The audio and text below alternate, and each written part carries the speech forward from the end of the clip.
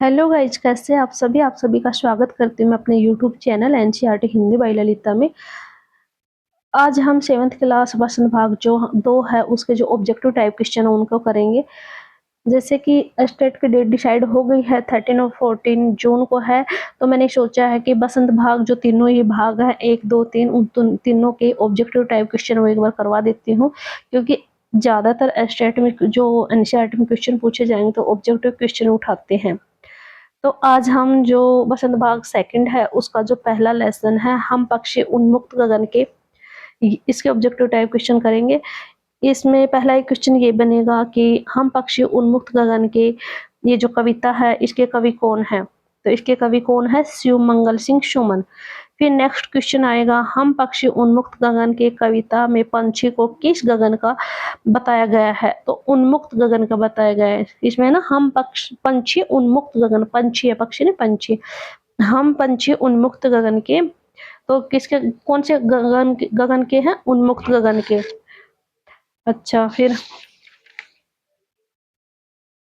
Next question इसमें आएगा, जैसे कि इसमें है कवि के अनुसार पक्षी किस दिशा में नहीं गा सकते, कौन सी दिशा में नहीं गा सकते, ये पिंजरबद्ध दशा ना उसमें नहीं गा सकते। सेकंड कौन सा और आगे कौन सा बनेगा, फिर पक्षी के पिंजरे की जो तिलियां हैं किस धातु से बनी हुई हैं, ये किस धातु की बनी हुई है, सोने के। फिर आगे है पक्षी कैसा जल पीने वाला होता है, पक्षी बहता जल पीता है। फिर नेक्स्ट आता है कवि ने कटुक निम्बोरी को किससे भली बताया, कटुक निम्बोरी होते जो कड़ी निम्बोली होते जो नीम को लगते निम्बोरी, उसको किससे भली बताया है, उसे कहा है कनक कटोरी के अंश से। नेक्स्ट है बंदी बना पक्षी किसके सपने देखता है, वह तरु की फुगनी पर के झूले, तरु की फुगनी पर के झूले के सपने देखता है। पक्षी के कैसे अरमान है, पक्षी के कैसे अरमान है, पक्षी के अरमान है नीले नभ की सीमा पाने के। नेक्स्ट क्वेश्चन है अरमान शब्द का अर्थ क्या, अरमान का क्या होता है, इच्छा, क्या है, इच्छा।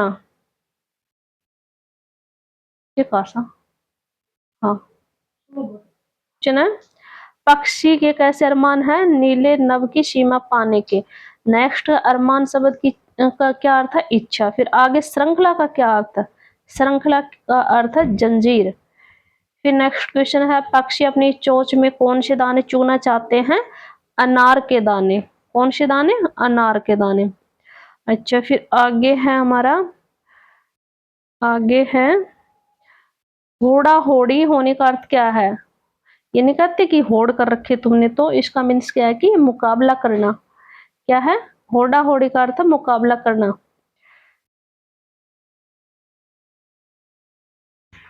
गया है क्षितिज किसे कहते हैं, जहां धरती और आकाश मिलते हुए दिखाई देते हैं उसे क्षितिज कहा जाता है। नेक्स्ट है पक्षी मनुष्य को किसमें विघन न डालने के लिए कहते हैं, यानी पक्षी मनुष्य को किस चीज में विघन नहीं डालने के लिए कहते हैं, उड़ान में, यानी कि हमें बंद पिंजरे में मत रखो, हमें उड़ने दो, हमारी उड़ान में विघन मत डालो। पक्षी उन्मुक्त होकर कौन सी इच्छा पूरी करना चाहते हैं, खुले आसमान में उड़ने की, कौन सी, खुले आसमान में उड़ने की। आगे क्या, नीड ना दो चाहे टहनी का, यहाँ नीड का अर्थ क्या, नीड का अर्थ यह है घोंसला। फिर आगे देखो, फिर आगे हमारा सेकंड लेसन आ जाएगा, जो ये सेकंड लेसन आ गया हिमालय की बेटियां। तो इसमें ये बनेगा, पहला क्वेश्चन यही बनेगा हिमालय की बेटियां पाठ के लेखक कौन है, नागार्जुन जी हैं।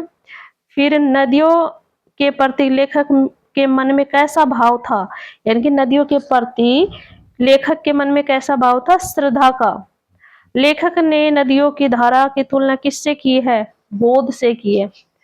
फिर आगे हमारा फोर्थ नंबर का क्वेश्चन बनता है इसमें, चोटियां कहाँ पहुंचकर, नदियां कहाँ पहुंचकर विशाल हो जाती हैं, ये मैदानों में पहुंचकर विशाल हो जाती हैं। अच्छा, फिर आगे क्वेश्चन बनता है हमारा, निकेतन का क्या अर्थ है? निकेतन का क्या अर्थ है?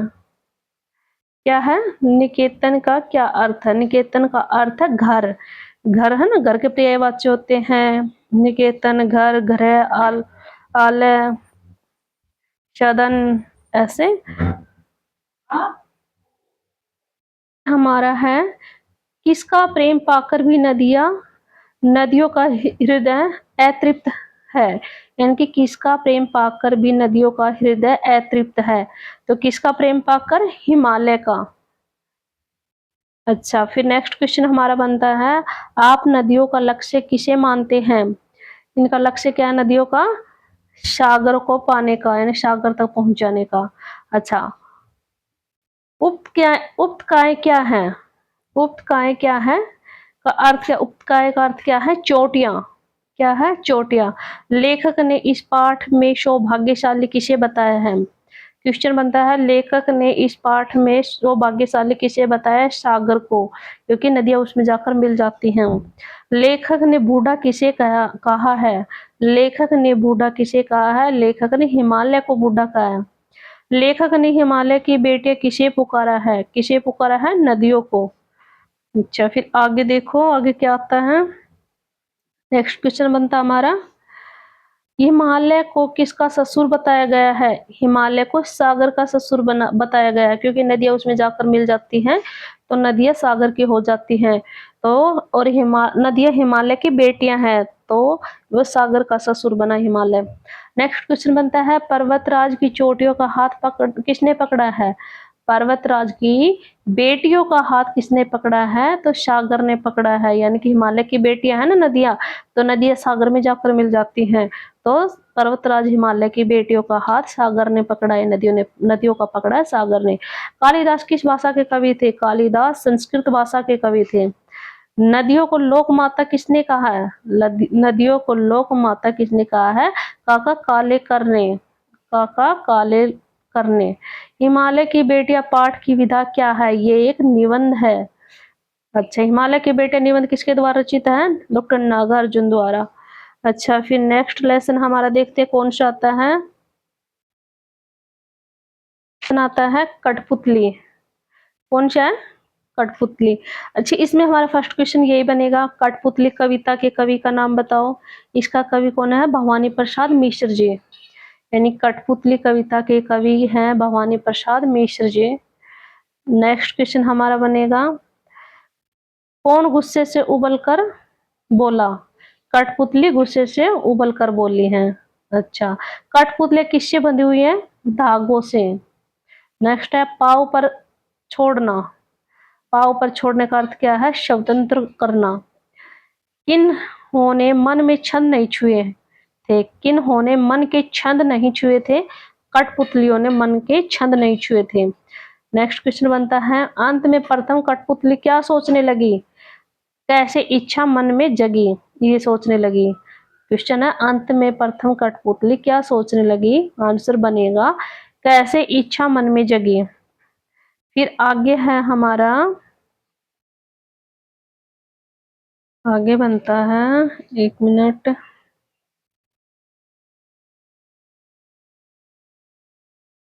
कठपुतलियों को किससे नचाया जाता है? इन जो कठपुतलियां हैं उन्हें जो नचाता है इंसान किससे नचाता है? धागों से। इनको कठपुतलियों को धागों से बांधकर अपने हाथों से नचाता है, धागों से नचाता है। फिर नेक्स्ट क्वेश्चन, ये क्वेश्चन यही तक हम खत्म हो गए हमारे। अब नेक्स्ट लेसन आएगा हमारा कौन सा?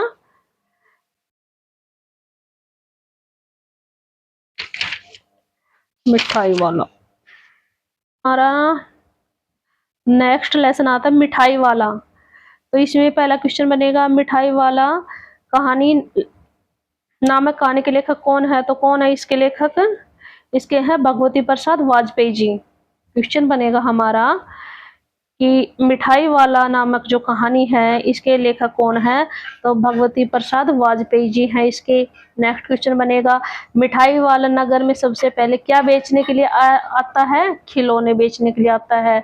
किसके आने पर युक्तियां चुकों को उठाकर नीचे झांकने लगती हैं? तो खिलौने वाले के आने पर युक्तियां चुकों को उठाकर नीचे झांकने लगती हैं। नेक्स्ट क्वेश्चन बनता है बच्चे किसे देखकर पुलकित हो उठते हैं? खिलौने वाले को। नेक्स्ट बनता है राय विजय बहादुर सिंह का रोहिणी के साथ क्या संबंध था? पति पत्नी का। नेक्स्ट क्वेश्चन है खिलौने वाले कितने महीने बाद नगर में दूसरी बार आया था? 6 महीने बाद। फिर नेक्स्ट क्वेश्चन हमारा बनता है, देखो नेक्स्ट क्वेश्चन बना हमारा खिलौने वाला दूसरी बार नगर में क्या बेचने के लिए आया था? मुरली। और कितने महीनों बाद आया था? 6 महीनों बाद। नेक्स्ट क्वेश्चन बनता है 1 नंबर मिठाई वाला अपनी मुरली को कितने पैसों में बेचता है? 2 पैसों में। फिर आगे क्वेश्चन बनता है कहानी में मिठाई वाले की उम्र कितनी बताई गई है? 30-32 वर्ष। फिर मिठाई वाला किससे कैसा साफा बांधता था? मिठाई वाला कैसा साफा बांधता था? बीकानेरी साफा बांधता था। फिर आगे बनता हमारा क्वेश्चन भाई वह मुरली बजाने में वह एक उस्ताद है, ये शब्द किसके विषय में कहे गए हैं? भाई वह मुरली बजाने में वह एक उस्ताद है, यह शब्द किस के विषय में कहे गए हैं? मुरली वाले के बारे में कहा गया है। चुन्नू मुन्नू के पिता का क्या नाम है? राय विजय बहादुर। नेक्स्ट मुरली वाले के पास कुल कितनी मुरली थी? 57। नेक्स्ट क्वेश्चन है तुम लोगों को झूठ बोलने की आदत होती है, यह शब्द किसने किसके बारे में कहा? विजय बाबू ने मुरली वाले के बारे में कहा। यानी कि वो मुरली ले रहा था तो जो तोल भाव कर रहे थे तो उसमें मोल भाव कर रहे थे तो उसमें विजय बहादुर सिंह जी कहते हैं मुरली वाले से कि तुम्हारी तो आदत झूठ बोलने की होती है। फिर नेक्स्ट क्वेश्चन हमारा कौन सा आता है? मुरली वाले के पास ये हो गया था। अच्छा नेक्स्ट है मिठाई वाले नगर में तीसरी बार कितने महीनों बाद आया था? 8 महीनों बाद। पहली बार आया था, फिर दूसरी बार 6 महीनों बाद आता है, फिर तीसरी बार 8 महीने बाद आता है। मिठाई वाले के कितने बच्चे थे? 2 बच्चे थे मिठाई वाले के। ठीक है, अब हमारे ये लेसन भी यहीं पर समाप्त हो गए। इसके ऑब्जेक्टिव टाइप क्वेश्चन हो गए। अब हमारा नेक्स्ट लेसन देखते हैं हम। पापा खो गए।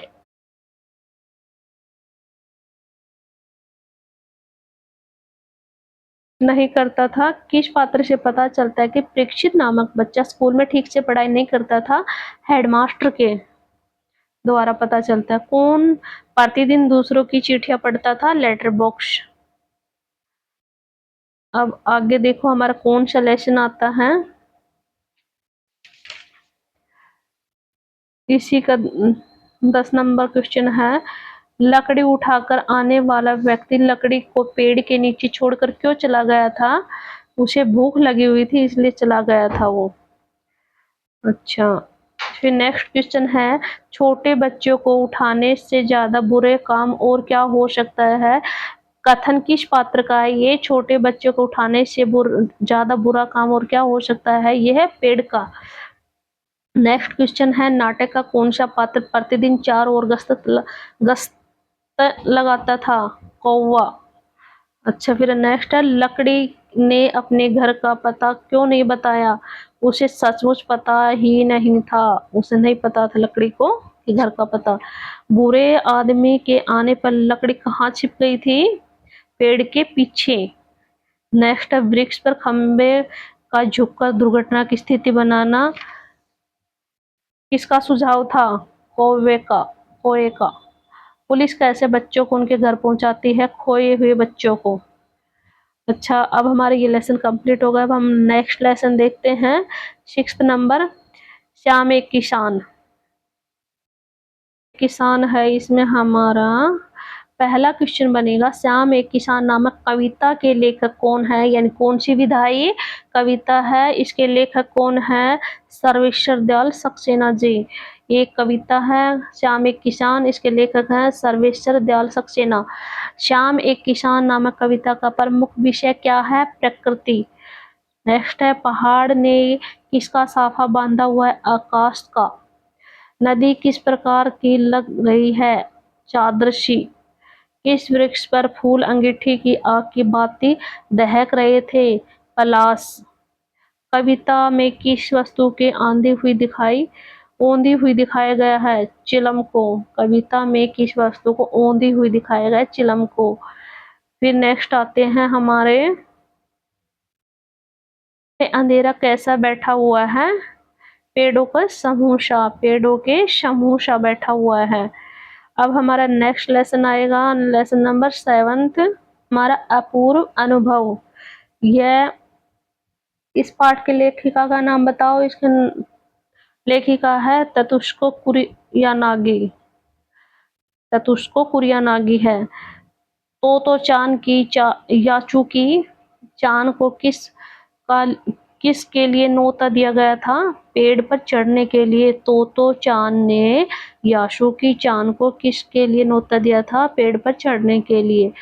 यासु की चांद कहाँ का रहने वाला था? जापान का। यासु की चांद जापान का रहने वाला था। तो चांद जापान के किस नगर की रहने वाली थी? तोमोए का, तोमोई जगह की। बच्चे अपने पेड़ को क्या समझते थे? निजी संपत्ति समझते थे। डेनेनचोफू स्थान पर कौन रहता था? यासुकी चान। कौन रहता था?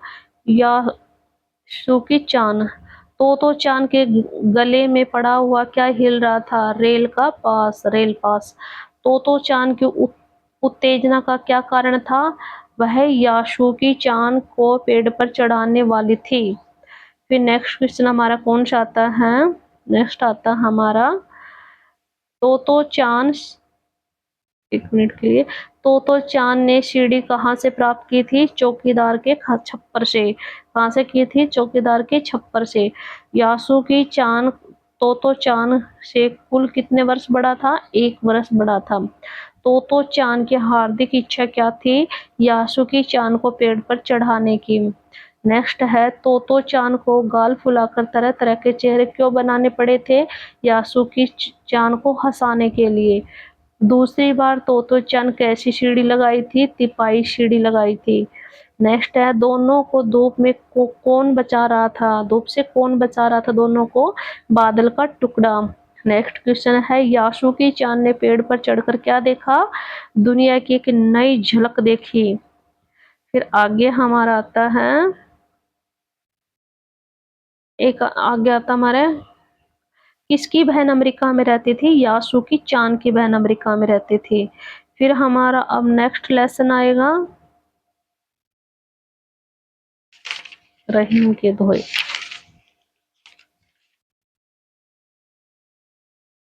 रहीम के दोहे। रहीम के दोहों का प्रमुख विषय क्या है? ये नीति परक है, नीति के हैं। अच्छा, नेक्स्ट क्वेश्चन हमारा, रहीम के अनुसार कैसे लोग सुख के समय सगे संबंधी बन जाते हैं? स्वार्थी लोग। अच्छा, फिर नेक्स्ट क्वेश्चन है हमारा, विपत्ति किसकी कसौटी बताई गई है? विपत्ति मित्रता की कसौटी बताई गई है। कवि के अनुसार कौन जाल में बह जाता है? पानी जाल से बह जाता है। कवि के अनुसार कौन जाल से बह जाता है? तो पानी बह जाता है। नेक्स्ट है, मछली जल का मोह क्यों नहीं छोड़ती? वह जल से प्रेम करती है। मछली जल का मोह क्यों नहीं छोड़ती? क्योंकि वह जल से प्रेम करती है। नेक्स्ट है, समझदार लोग संपत्ति किसके लिए संचित करते हैं? परहित हेतु, यानी परहित के लिए। नेक्स्ट है, अमीर से निर्धन बने व्यक्ति की तुलना किससे की गई है? कवार के बादल से। नेक्स्ट क्वेश्चन है, कवि ने धरती का प्रमुख गुण कौन सा बताया है? सहनशीलता का। कवि ने धरती का प्रमुख गुण कौन सा बताया? सहनशीलता का। नेक्स्ट है, कौन से लोग संपत्ति को दूसरे के लिए संचित करते हैं? सज्जन लोग। नेक्स्ट है, रहीम जी ने मानव शरीर को किसके समान धैर्य धारण करने वाला बताया? धरती के समान। यानी कि इनके दोनों में धरती को सहनशील बताया गया है और धरती को धैर्यवान बताया गया है। आगे है, पठित दोहों में कौन सी वस्तु का प्रयोग नहीं करते? पठित दोहों में कौन सी वस्तु का प्रयोग नहीं करते? तालाब और वृक्षों का प्रयोग नहीं करते इनकी। नेक्स्ट है हमारा,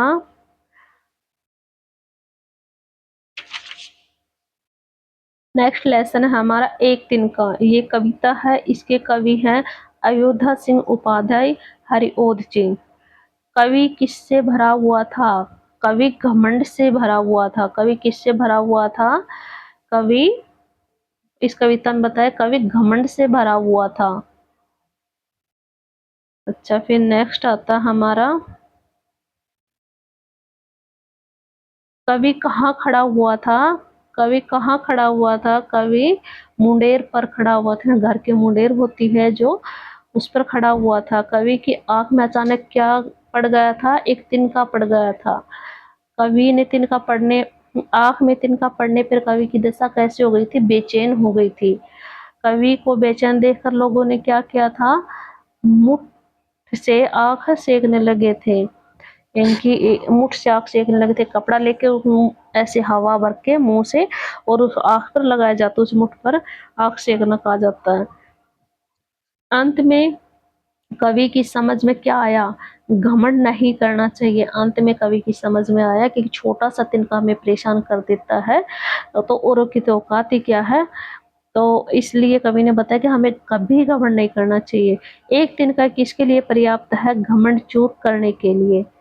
अच्छा, फिर हमारा नेक्स्ट क्वेश्चन आए, नेक्स्ट लेसन आएगा अब हमारा, हमारा खान पान की बदलती तस्वीर। क्या है? खान पान की बदलती तस्वीर। इस पाठ के लेखक कौन है? प्रयाग शुक्ल, प्रयाग शुक्ल जी। अच्छा, नेक्स्ट क्वेश्चन है, प्रारंभ में इडली डोसा भारत के किस भाग में खाए जाते थे? तो ये दक्षिणी भाग में खाए जाते थे। नेक्स्ट है, ढाबा संस्कृति कहाँ की पहचान है? उत्तर भारत की है। ढाबा संस्कृति के प्रमुख व्यंजन कौन से हैं? दाल रोटी साग। फास्ट फूड से तात्पर्य क्या है? तुरंत भोजन। नूडल बर्गर चाउमीन आदि किस भोजन के व्यंजन हैं? फास्ट फूड के। ढोकला गाठिया किस प्रदेश का व्यंजन है? गुजरात का। ढोकला गाठिया किसका है? गुजरात का। खान पान की बदलती तस्वीर, बदलती संस्कृति ने किसे सबसे अधिक प्रभावित किया है? युवकों को। यानी जो खान पान हमारा बदल गया, इसे सबसे ज्यादा प्रभावित कौन हुए हैं? युवक लोग। अंग्रेजी शासन ने ब्रेड कौन खाते थे? अंग्रेजी शासन था जो अंग्रेजों के टाइम में, ब्रेड कौन खाते थे? अंग्रेज लोग खाते थे ब्रेड। अब नेक्स्ट हमारा क्वेश्चन आता है, देखो, बॉम्बे का कौन सा व्यंजन प्रसिद्ध है? पाव भाजी। बॉम्बे में कौन चीज प्रसिद्ध है खाने में? पाव भाजी। छोले कुलचे किस शहर के लिए प्रसिद्ध है? दिल्ली के, दिल्ली के। अच्छा, मथुरा की कौन सी मिठाई प्रसिद्ध है? पेड़े। अच्छा, काम काजी महिला कौन से व्यंजन व्यंजन अधिक पसंद करती हैं? जल्दी तैयार होने वाले। खान पान की नई संस्कृति में हमें किसके नए बीज दिखाई देते हैं? राष्ट्रीय एकता के। लेखक के अनुसार किन व्यंजनों के पुनर्उद्धार की आवश्यकता है? स्थानीय लोगों के व्यंजन हैं वो जो लुप्त होते जा रहे हैं, उनको पुनरुद्धार की आवश्यकता है। लेखक ने कौन सी खान पान की संस्कृति को जांचते रहने के लिए कहा है? मिश्रित संस्कृति को। अब हमारा नेक्स्ट लेसन कौन सा आएगा? नीलकंठ। इसमें क्या आएगा? पहला क्वेश्चन, नीलकंठ, नीलकंठ पाठ में किसके जीवन का वर्णन किया गया है? नीलकंठ पाठ में किसके जीवन का वर्णन किया गया? मोर का। नीलकंठ पाठ में की लेखिका का क्या नाम है? महादेवी वर्मा। महादेवी वर्मा को मोर के बच्चे किसने दिखाए थे? बड़े मियाँ ने। नेक्स्ट क्वेश्चन क्या है हमारा? नेक्स्ट क्वेश्चन है, एक मिनट के लिए, नेक्स्ट क्वेश्चन हमारा बनता है, चिड़ीमार कहाँ का रहने वाला था? चिड़ीमार कहाँ का रहने वाला था? शंकरगढ़ का, शंकरगढ़ का था, शंकरगढ़ का।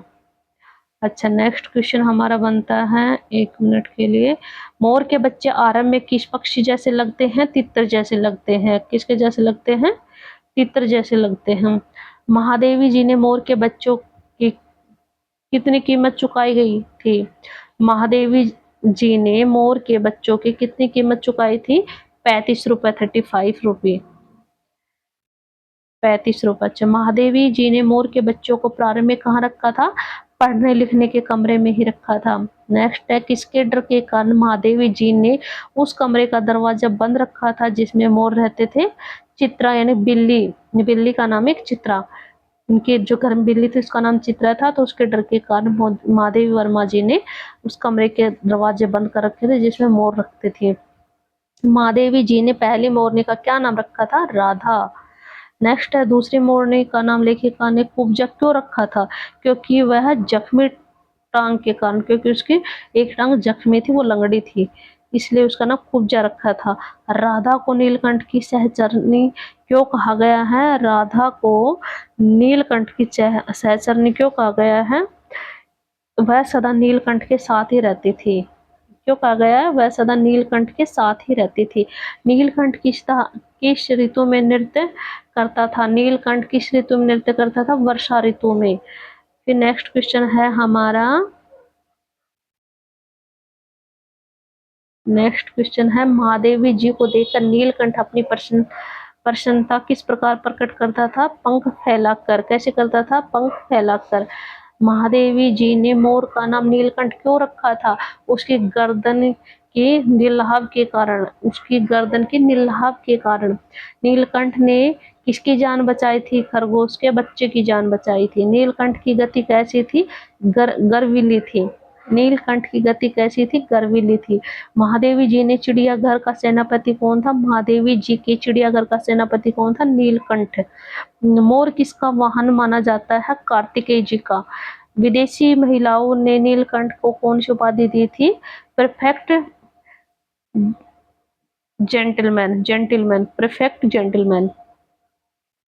नीलकंठ किस मौसम में जाली घर में बेचैन हो उठता था? किस मौसम में बेचैन हो उठ जाता था वो जाली घर में बंद करने पर?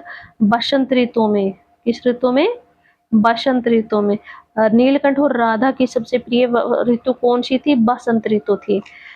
अब हमारा क्या आता है? नेक्स्ट लेसन आता है। नेक्स्ट लेसन हमारे कौन सा है?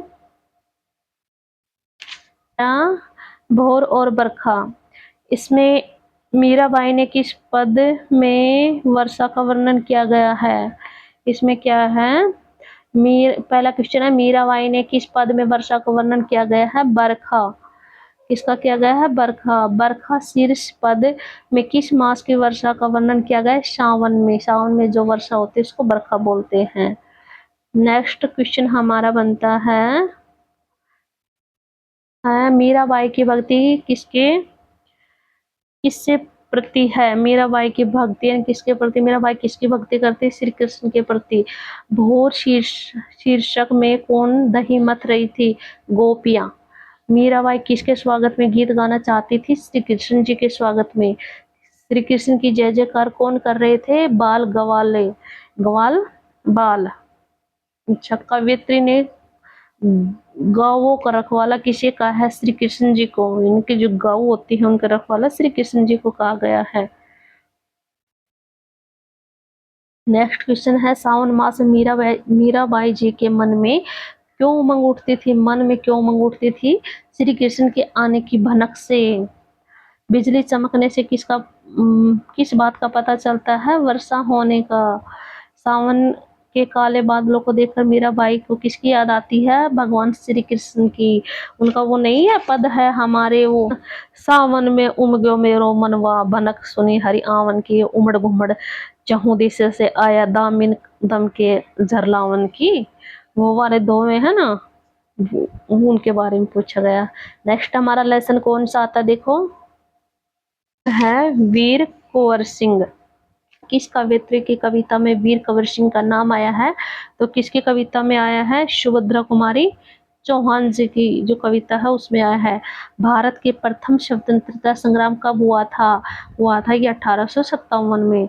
मंगल पांडे को कब फांसी की सजा हुई थी? 8 अप्रैल 1857 में, यानी कि 8 अप्रैल को हुई थी 1857 में। वीर कुंवर सिंह की पिताजी का क्या नाम था?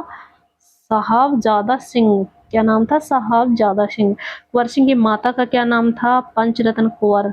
पंचरत्न कुंवर था। वीर कुंवर सिंह के जन्म कब हुआ था? सन 1782 में। वीर कुंवर सिंह के पिता को किस रियासत के राजा थे? जगदीशपुर रियासत के राजा थे। नेक्स्ट क्वेश्चन हमारा आता है निम्नलिखित में से सन 1857 के स्वतंत्रता संग्राम के मुख्य नेता कौन थे। क्वेश्चन हमारा बनता है निम्नलिखित में से सन 1857 की स्वतंत्रता संग्राम मुख्य नेता कौन थे। नाना साहेब। निम्नलिखित में से सन 1857 के संविधान स्वाधीनता संग्राम में कौन सा नेता नहीं था। अकबर नहीं था। इनकी बखत खान भी थे, अजीमुल्ला खान भी थे, बहादुर खान भी थे। नेक्स्ट क्वेश्चन हमारा बनता है एक मिनट, निम्नलिखित में से वीर कुंवर सिंह के बचपन में कौन सा शौक नहीं था। उनका था चौपड़ खेलने का शौक नहीं था, चौपड़ खेलने का नहीं था, घुड़सवारी का भी था, कुश्ती का भी था, तलवार का भी था। नेक्स्ट क्वेश्चन है वीर कुंवर सिंह ने आजमगढ़ में अंग्रेजी सेना को कितने बार हराया था। 2 बार हराया था। किस तिथि को वीर कुंवर सिंह ने जगदीशपुर पर विजय की पताका फहराई थी। तो 23 अप्रैल 1858 को। वीर कुंवर सिंह की मृत्यु कब हुई थी। 26 अप्रैल 1858 को। यानी कि 3 दिन पहले उन्होंने पताका फहराई थी और 3 दिन बाद उनकी मौत हो जाती है। वीर कुंवर सिंह को किस प्रकार का युद्ध में निपुण थे। वे छापामारी युद्ध में निपुण थे। वीर कुंवर सिंह छापामारी युद्ध में निपुण थे। किस अंग्रेज सेनाधिकारी को गोली वीर कुंवर सिंह के हाथ पर लगी थी। सेनापति डगलस की। किस अंग्रेज सेनाधिकारी की गोली वीर कुंवर सिंह के हाथ पर लगी थी। सेनापति डगलस के हाथ से लगी थी वीर कुंवर सिंह के हाथ पर। किस संत की प्रेरणा से वीर कुंवर सिंह के मन में देशभक्ति की भावना जागृत हुई थी। बसूरिया बाबा के प्रेरणा से। वीर कुंवर सिंह किस मेले में जाकर क्रांति की योजना तैयार करते थे। सोनपुर के मेले में जाकर तैयारी करते थे कि भाई ऐसी क्रांति करेंगे। नेक्स्ट हमारा लेसन कौन सा आता है देखो। संघर्ष के कारण मैं तनुक मिजाज हो गया था। ये धनराज विनीता पांडे द्वारा लिखित है। इसका पहला क्वेश्चन बनता है धनराज पिल्ले किस खेल में माहिर थे। हॉकी में। धनराज पिल्ले किस राज्य के रहने वाले थे। महाराष्ट्र के। धनराज पिल्ले को हॉकी खेलने की प्रेरणा किससे मिली थी। अपने बड़े भैया से। धनराज पिल्ले को पुरानी हॉकी स्टिक किसने दी थी। उसके बड़े भाई ने। धनराज का बचपन कैसा था। कठिनाइयों से परिपूर्ण। धनराज पिल्ले ने जूनियर राष्ट्रीय हॉकी का मैच कब खेला था। 1985 में। नेक्स्ट क्वेश्चन हमारे आते हैं 7th नंबर क्वेश्चन हमारा आएगा धनराज पिल्ले। एक मिनट के लिए। धनराज पिल्ले राष्ट्रीय खेलों में भाग लेने दिल्ली कब आए थे। सन 1988 में। धनराज पिल्ले तनुक मिजाज क्यों हो गए थे। संघर्ष के कारण। धनराज पिल्ले अपनी प्रेरणा का स्रोत किसे मानते हैं। अपनी माता को। धनराज पिल्ले तनुक मिजाज होने के साथ साथ किस स्वभाव के इंसान थे। भावुक। संघर्ष के कारण भी मैं तनुक मिजाज हो गए धनराज। इस पाठ के आधार पर निम्न में से किस खेल के खिलाड़ी हैं। हॉकी के थे धनराज पिल्ले। पता नहीं सभी को। धनराज पिल्ले को कृत्रिम घास पर खेलने का अवसर कब मिला था। 1988 में। यह कोई जरूरी नहीं है कि शोहरत पैसा साथ लेकर आए। ये शब्द किसने कहे थे। स्वयं धनराज ने। धनराज पिल्ले सन 2000 में कौन सी कार खरीदी थी। उन्होंने थी फोर्ड आइकॉन खरीदी गाड़ी उन्होंने धनराज पिल्ले ने सन 2000 में। नेक्स्ट क्वेश्चन हमारा बनता है धनराज पिल्ले को हर जगह किस कारण प्रतिष्ठा मिली थी। हॉकी का प्रसिद्ध खिलाड़ी होने के कारण। अब नेक्स्ट लेसन हमारा कौन सा आता है देखो आश्रम का अनुमानित व्यय। नेक्स्ट और ये अंतिम है हमारा बसंत भाग 2 का अंतिम लेसन है आश्रम का अनुमानित व्यय। ये इनके लेखक हैं मोहनदास करमचंद गांधी जी। इसका पहला क्वेश्चन कौन सा बनता है देखो गांधी जी कहाँ आश्रम का निर्माण करना चाहते थे। ये अहमदाबाद में करना चाहते थे। नेक्स्ट है आश्रम में रहने वाले लोगों की संख्या कितनी बताई गई है। 40 कितनी 40।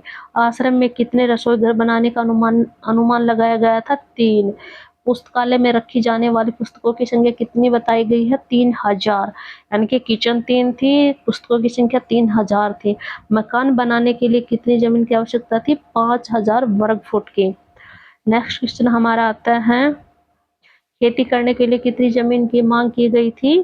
5 एकड़ की। गांधी जी के अनुसार रसोई के सामान का कुल कितने रुपए खर्च होने का अनुमान था? यानी गांधी जी के अनुसार रसोई के सामान पर कुल कितने रुपए खर्च होने का अनुमान था? 150 रुपए। कितना था? 150 रुपए। गांधी जी के अनुसार 50 लोगों का औसतन एक वर्ष का कुल कितना खर्च आएगा? 6000 रुपए। क्या था? कितना खर्च हो जाता है? गांधी जी के अनुसार 50 लोगों का औसतन एक वर्ष का कुल कितना खर्च हो जाता है? तो कितना हो जाता है? 6000 रुपए। कितना? 6000 रुपए। मेहमानों को लाने ले जाने के लिए किस वाहन की मांग की गई थी? बैलगाड़ी की। शिक्षण के लिए कितने देशी हथकरघों की मांग की गई थी? 5-6। यानी कि शिक्षण के लिए कितने देशी हथकरघों की मांग की गई थी? 5-6। गांधी जी के आश्रम की स्थापना कब करनी चाहिए थी? सन 1915 में। गांधी जी ने आश्रम की स्थापना कब करनी चाहिए थी? सन 1915 में। गांधी जी ने किस आश्रम की स्थापना की थी? गांधी जी ने जिस आश्रम की स्थापना की थी बाद में किस आश्रम के नाम के लिए प्रसिद्ध हुआ था? साबरमती आश्रम। साबरमती आश्रम यानी कहाँ? हमारा गुजरात में ना साबरमती आश्रम, तो वो है। भाग 2 है, उसके सभी लेसनों के ऑब्जेक्टिव टाइप क्वेश्चन खत्म हो जाते हैं। आज मेरी के साथ क्लास लेंदी हो गई तो मैं अपनी क्लास को यही विराम देती हूँ। कल मैं लेके आऊंगी 8th क्लास की जो बसंत भाग 3 है, उसके सारे जितने भी लेसन उनके ऑब्जेक्टिव टाइप क्वेश्चन करवाऊंगी। तब तक के लिए आपको मेरी तरफ से बाय बाय।